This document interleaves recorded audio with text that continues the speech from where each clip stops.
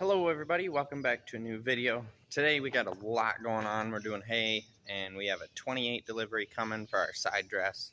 So I am working right now before Dad gets here on trying to get a route built for this truck to get in and out. And then once we get that done, then we'll move into hay. And our biggest problem is this big paperweight sitting in the driveway, because we usually bring the trucks in the driveway over there, loop around here, and then around this way, and then they can straight shot it and hang that wide and pull onto the mix pad, and then they usually back out and pull off that way, go around this way, back up through this little drive here and back out that way, because that driveway, it's a big trailer. I mean, they're running huge trailers, and it's the best way to get out for him is to go around that way. The embankment's too tall over there. We've hung a truck up before on that driveway, so I don't know. Maybe I'll just jump in that and see if it'll start. Maybe it'd probably start right up now since it's been sitting there for 2 months. But I gotta move this truck and trailer, move my Jeep. Well, we're gonna use that today probably. The 4020 is down in the hayfield right now with a tedder. So we're gonna hook my truck onto the rake, bring the rake down to it, and then hook the tedder on my truck and bring the tedder back. And then we'll hook the 16-footer on my truck, get the square barrel grapple, and take the skid steer and the grapple down to the field. And then the skid steer will be down there. We'll have the truck and the big trailer running bales back, and we don't need the skid steer for unloading. And then from there, it's just raking and baling. We got the fuel tank loaded because our big tank's out of fuel, and that Massey's on fumes basically, and I don't know what the 4020's at. Move the feed auger back out of the way. Everything's clear around there. Everything's clear in here. And wouldn't you know it, the combine started right up. It spittered and sputtered for a bit, but I got it moved over to the edge of the driveway. That way, when the step deck gets here to take it, it can get around it as well. But so now we've got a wide open alleyway for that guy to come through. All right, we're hooked up, ready to go to the field. PTO shaft's already down there because as of right now, the tedder PTO shaft got bent, and so we're sharing shafts between the tedder and the rake. So we can head down there. We'll also check the hay while we're there, see what it looks like. Dad is currently raking. I went ahead and got the gooseneck hooked up. I completely forgot that had to be done somehow. I can manage to forget stuff like that, but now I'm just grabbing his phone because he asked for it, and then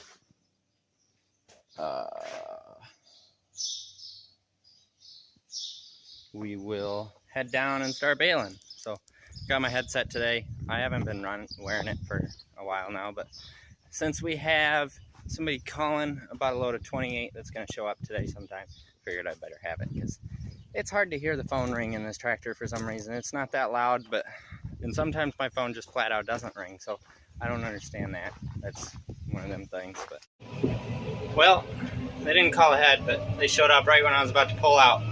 So that's our 28 getting dropped off. We'll be all set to side dress tomorrow if we're done doing hay.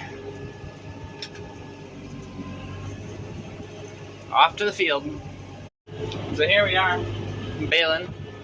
This is what I like about this tractor. This is how quiet it is in here. I can literally just talk, and it's plenty loud. So we're rolling.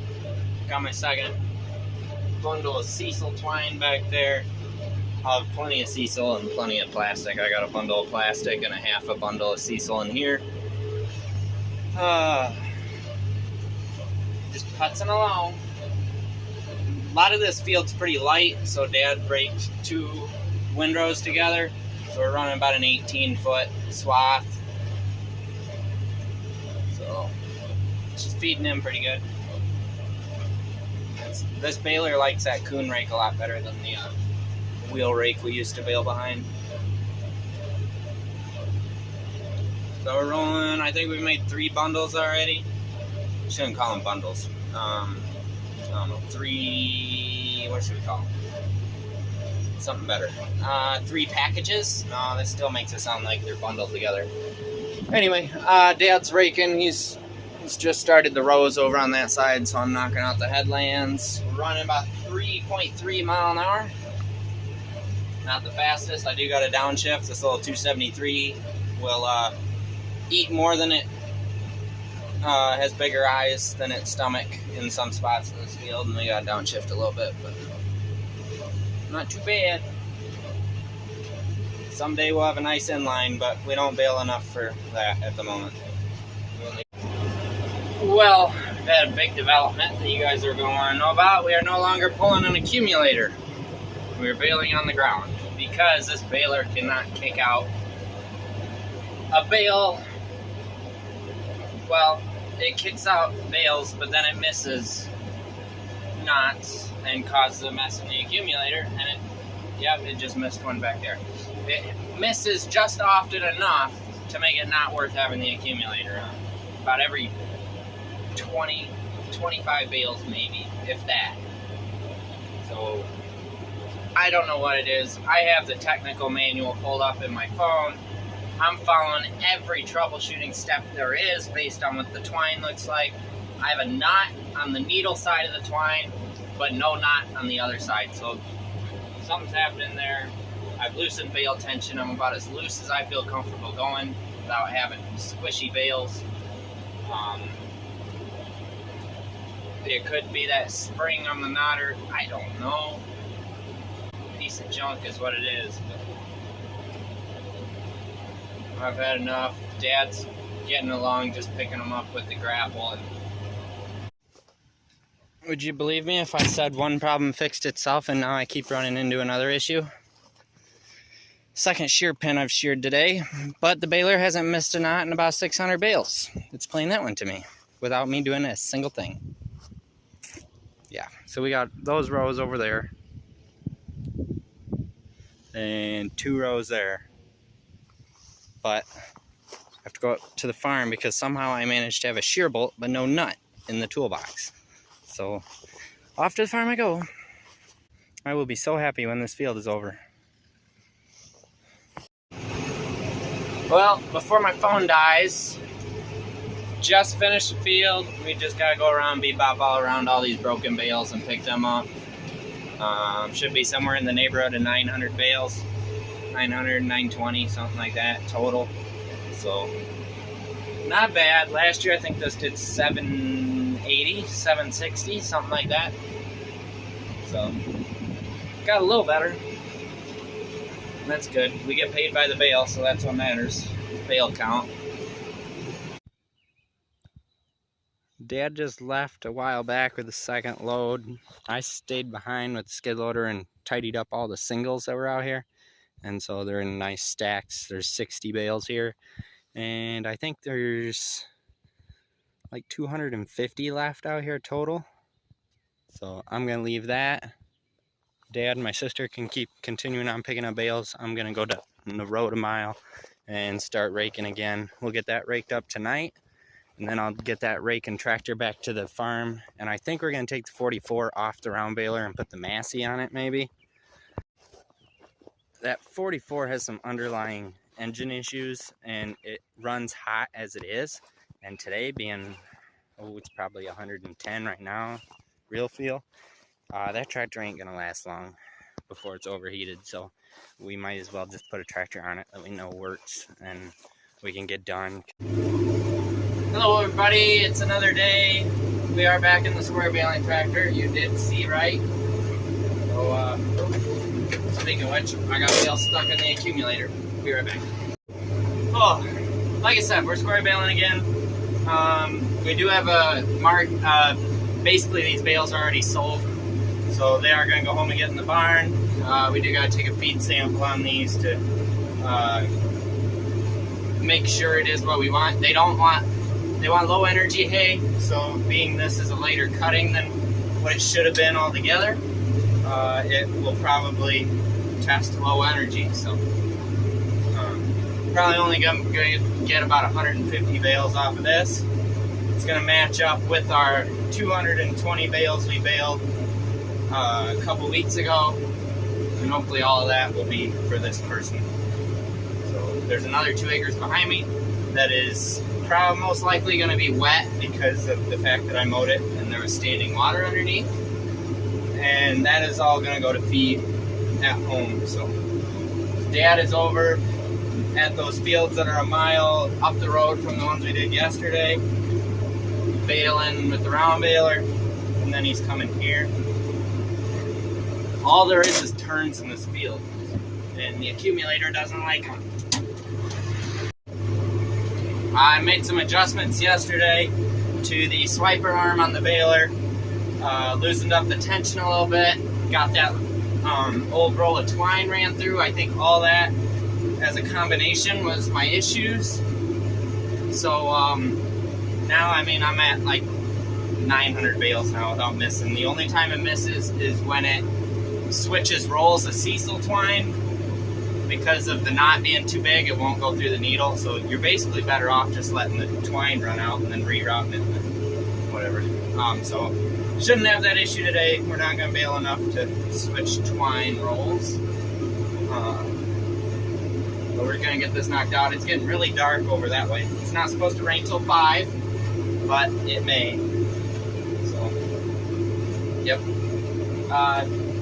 When I started over here, I tightened the tension back up, and I haven't had bale-related accumulator issues. I'm having issues when I turn, the baler pushes the bale into the cross member, and then they blow all over the place and cause a little bit of a mess. But that's the only issue I've had today so far. Hopefully it stays that way, because we gotta do this pretty timely. I just finished up, but it was definitely sprinkling a little bit on the last couple bundles there. So Uncle Billy's picking them up. We'll get them out of here before the real rain starts in about a half hour. There's 186 out here, so we can get them all on one load. So it did pretty good. That's pretty close to 2 tons to the acre. So I'm going to get the accumulator packed up, baler folded up. You can see where I had bales sitting on the baler there. We'll see. Yeah, we'll probe square bales as we put them in the barn. Put the wet ones where we can get to them when the sun comes out. Sometime we'll put them out in the sun, but I think it'll be all right. The field behind the one we were just square baling in, those are the round bales. We got 6, 7, 8 bales total, so not bad. We're he's heading to the farm. I'll swing into the farm because I want to grab a pot, and then we're going to head back over to the place where we were at a couple days ago. We're down the road from there. Away we go. 15 in this field, but we brought one up in the baler, so we only had 14 on the trailer. Back to the farm. We got rained on pretty heavy there, but since they're already in bale form, it'll be all right. Round bales can take a little bit of moisture and still be good hay.